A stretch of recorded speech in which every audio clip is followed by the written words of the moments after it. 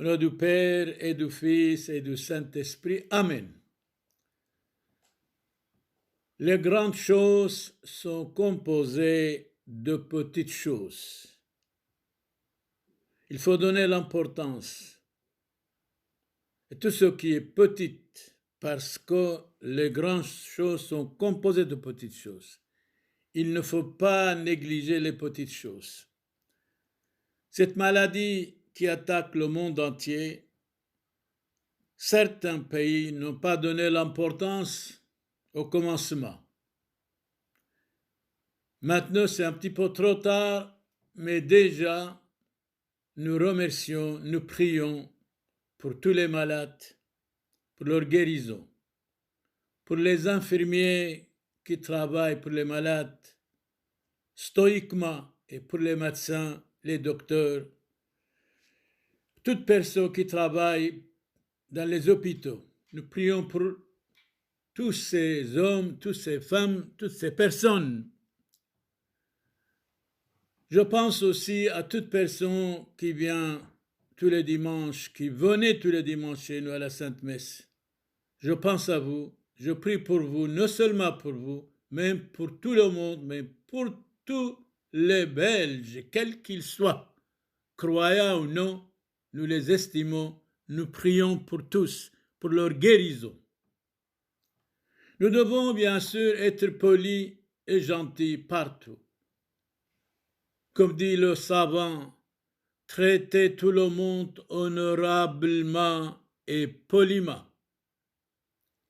Mais évitez la familiarité. Trop de familiarité, c'est l'indice du mal. Si vous avez des amis, respectez-les, aimez-les. Mais si vous dites quelque chose à vos amis, s'il ne leur convient pas, s'ils sont fâchés, tôt ou tard, ils deviendront vos ennemis numéro un. Un ami doit être éternellement fidèle jusqu'à la mort. Alors ça, vous pouvez lui dire tout. Parce que un ami versatile, même Jésus a dit à ses disciples, vous êtes mes amis, et Judas l'a trahi. Un ami versatile, et dans chaque ami versatile qui n'est pas fidèle jusqu'à la mort, il y a moitié d'un ennemi numéro un. Toute notre vie se passe à chercher le nécessaire, l'utile, l'agréable, mais d'abord il faut penser à Dieu, tout-puissant et éternel. Renonçons, nous devons renoncer à nos bêtises, à notre jalousie, à notre orgueil, à notre haine, à nos passions, et revenir vers la spiritualité. Aimez-vous les uns les autres, supportez-vous les uns les autres, comme dit le Christ notre Seigneur, aime ton prochain comme toi-même. Nous allons maintenant réciter quelques paroles utiles. Qu'est-ce que c'est la jalousie? C'est la mère du péché, le venin des crimes, le trésor du mal, l'école du serpent, la maison de l'enfer. Méfions-nous de la jalousie. Méfions-nous de critiquer les uns les autres. Méfions-nous d'entrer les autres, de montrer les autres du doigt. Le jaloux est le frère de Caïn et l'enfant du diable même. Méfions-nous de la jalousie. Que dit le philosophe allemand Leibniz, mort en 1716? Celui qui est maître de l'éducation peut sauver la face du monde. L'éducation fait l'homme. L'homme est le produit de l'éducation.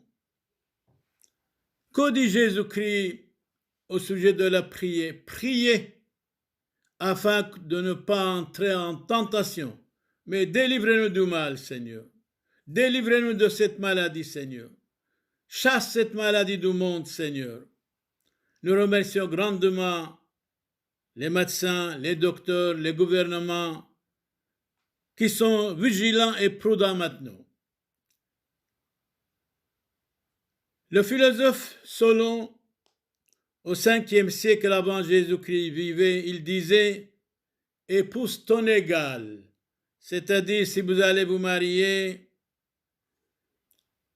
il faut que vous ayez les mêmes convictions, les mêmes idées, la même direction, la même religion, la même foi, la même église. Sinon, ça n'ira jamais. Et si vous êtes mariés, ne pas attaquer les uns les autres, qu'il y ait la paix toujours entre vous. Vous n'êtes plus deux personnes, mais une personne. Vous allez vous sentir bien, je suis sûr et certain. L'homme ne peut rien rencontrer de meilleur que la femme quand elle est bonne, raisonnable, gentille, mais rien de pire quand elle est mauvaise. Publius Syrus, poète latin du 1er siècle avant Jésus-Christ, dit « Une femme fidèle, une femme modèle, c'est une perle, doit même commander à son mari et le mari doit l'écouter. » Qu'est-ce que le peuple? Hésiode, poète grec du 8e siècle avant Jésus-Christ, dit « La voix du peuple, c'est la voix de Dieu. Vox populi, vox Dei. » Un peuple a toujours besoin d'un homme qui comprend la vérité. Qui meurt pour le peuple a vécu. Dans l'histoire, beaucoup d'hommes, beaucoup de politiciens, beaucoup de dirigeants ont été stoïques, héroïques, sont morts pour le peuple. Selon Victor Hugo, mort en 1885, que peut-on faire pour le peuple? Instruire le peuple, d'abord, c'est l'améliorer. Éclairer le peuple, c'est le moraliser.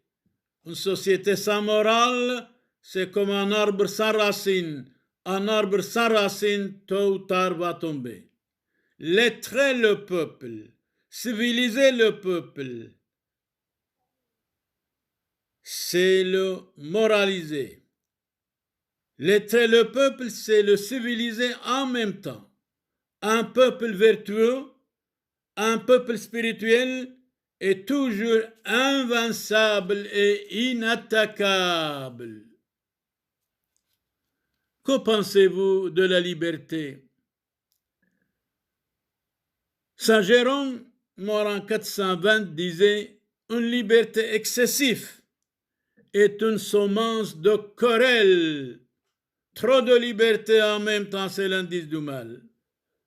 La liberté, ça va, mais pas trop, trop, trop. » Le pape Grégoire le Grand, le pape mort en 604, il disait « Il n'y a pas de liberté là où règne le désordre, là où règne le péché. » Jésus disait « En vérité, je vous le dis, quiconque commet le péché est un esclave de lui-même, est un esclave du mal, est un esclave du péché.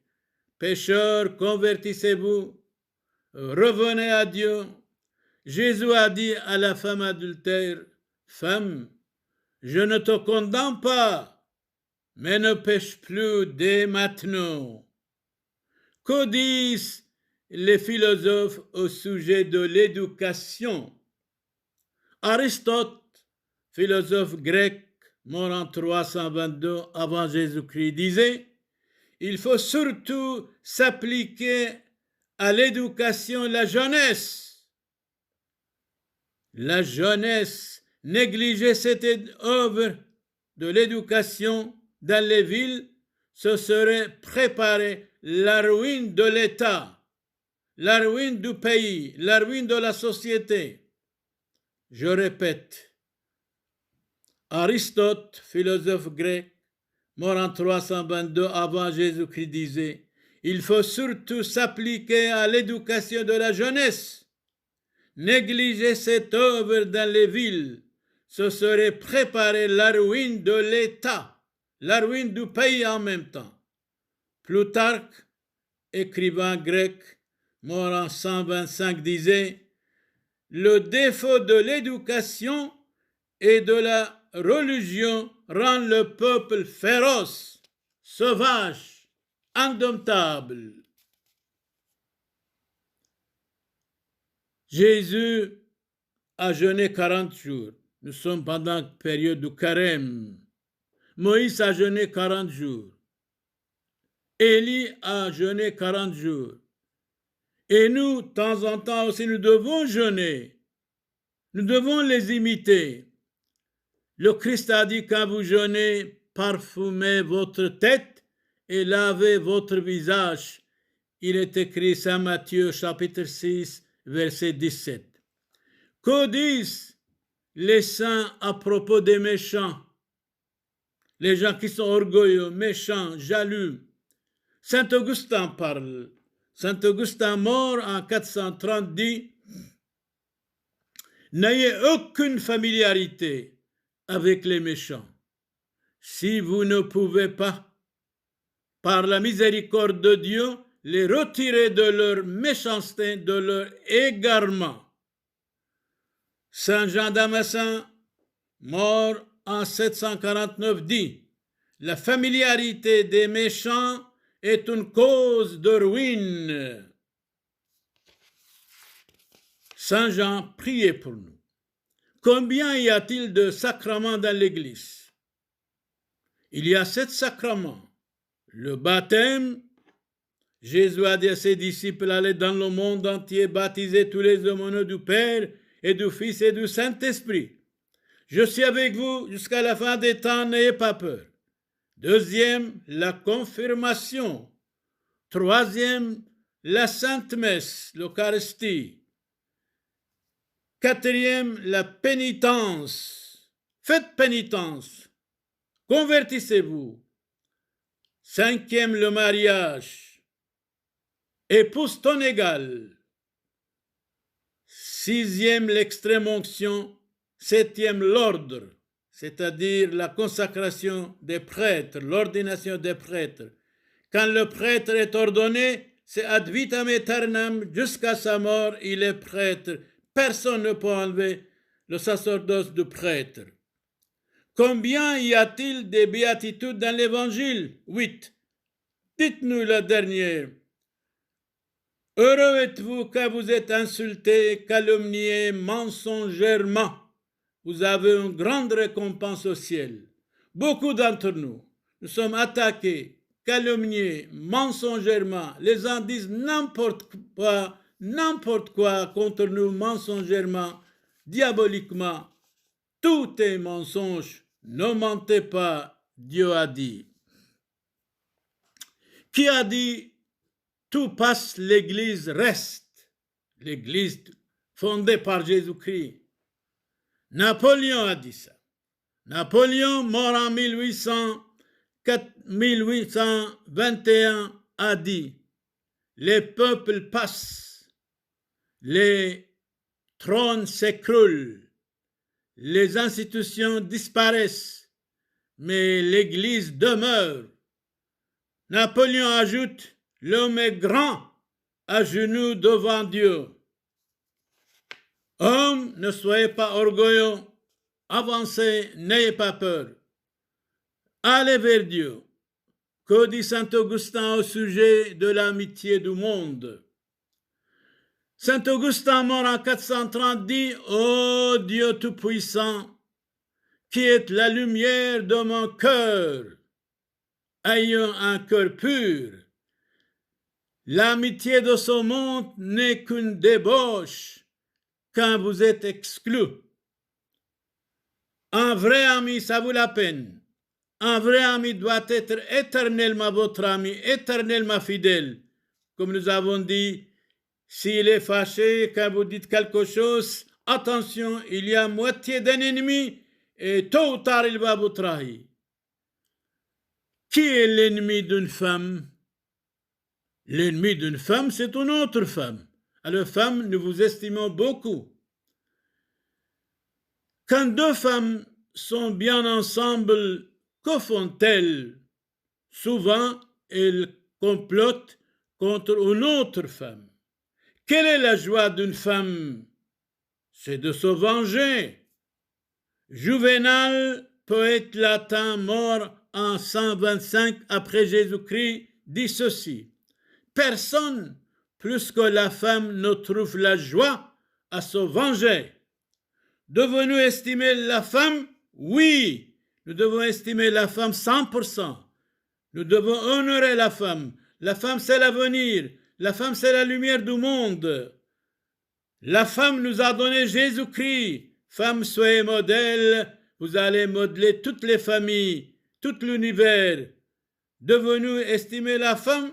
Oui, parce que le Christ est né d'une femme, comme l'écrit Saint Paul aux Galates, chapitre 4, verset 4. Honorez la femme comme vous honorez la Vierge Marie. L'homme qui attaque sa femme, comme il attaque la Vierge Marie. La femme qui attaque son mari, comme il attaque le Christ notre Seigneur. Quel est le plus grand danger pour l'humanité? C'est l'homme lui-même. Beaucoup disent, cette maladie qui se prépare dans le monde, peut-être c'est un homme qui a préparé ça, ou peut-être Dieu. Je dirais même les deux, pour que les hommes réfléchissent un petit peu. Qui est le plus faible sur la terre? Sur la terre, il n'y a rien de plus faible, misérable que l'homme. Tout homme, il y a un animal sauvage en lui. Pour Plaute, mort en 2e siècle avant Jésus-Christ, l'homme est un loup pour l'homme. C'est regrettable, c'est dommage. C'est vraiment dommage. Saint Ignace, 3e patriarche d'Antioche, première église fondée par le Christ à Antioche, 3e patriarche nous dit il était aussi assassiné, attaqué, malmené à Rome, à Colisée, par l'empereur Trajan. Saint Ignace a dit Jésus-Christ est la voix qui ne trompe jamais. Que je sois brûlé, crucifié, dévoré par les bêtes, taillé, déchiré, que j'ai les ossements brisés, les membres coupés, tout le corps broyé, que je souffre le supplice de l'enfer, pourvu que j'obtienne notre Seigneur Jésus-Christ. Loué soit Jésus-Christ. Amen. Que dit Jésus-Christ au jeune homme riche? Au jeune homme riche, il disait, que dois-je faire pour aller dans le royaume de Dieu, dans le paradis? Jésus lui dit, chapitre 19, Saint Matthieu, verset 18-19. Tu ne commettras pas de meurtre, c'est-à-dire ne tuez point. Tu ne commettras pas d'adultère, soyez fidèles à votre femme. Hommes, soyez fidèles à votre femme. Femme, soyez fidèles à votre mari. Vous avez signé un jour votre signature, vous avez promis. La fidélité, c'est l'âme du couple, c'est l'âme de la société. Tu ne diras pas de faux témoignages, de ne pas mentir. Tu ne commettras pas de vol, ne pas voler quelque chose. Honore ton père et ta mère. Notre devoir d'honorer nos parents, et les parents doivent être aussi modèles, jeunesse, jeunes garçons, jeunes filles. Respectez vos parents. Vous les parents, soyez modèles pour les enfants. Aime ton prochain comme toi-même, Jésus disait. Nous devons aimer nos prochains comme nous-mêmes. Nous devons supporter même s'il le faut l'insupportable, d'être gentil, d'être poli, d'être courtois, et nous devons chasser de nous tout ce qui est ridicule, orgueil, vanité, absurde, comme nous avons dit au commencement. La jalousie, c'est l'école du serpent. Que Dieu Tout-Puissant vous donne la paix, la santé, la bénédiction. S'il y a quelqu'un dans la société, quel qu'il soit, croyant ou non, nous prions pour sa guérison. Que cette maladie quitte l'Occident, quitte l'Europe, et nous remercions tous les dirigeants, tous les médecins, tous les docteurs, tous les infirmiers, tous les présidents de l'Occident pour qu'ils fassent quelque chose de véritable et qui revient en même temps à Dieu Tout-Puissant, à notre Seigneur Jésus-Christ.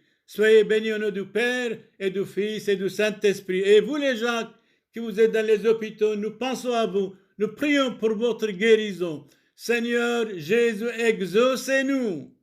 Esprit Saint, éclairez-nous. Soyez bénis vous tous par Jésus le Christ notre Seigneur. Amen. Dominus vobiscum.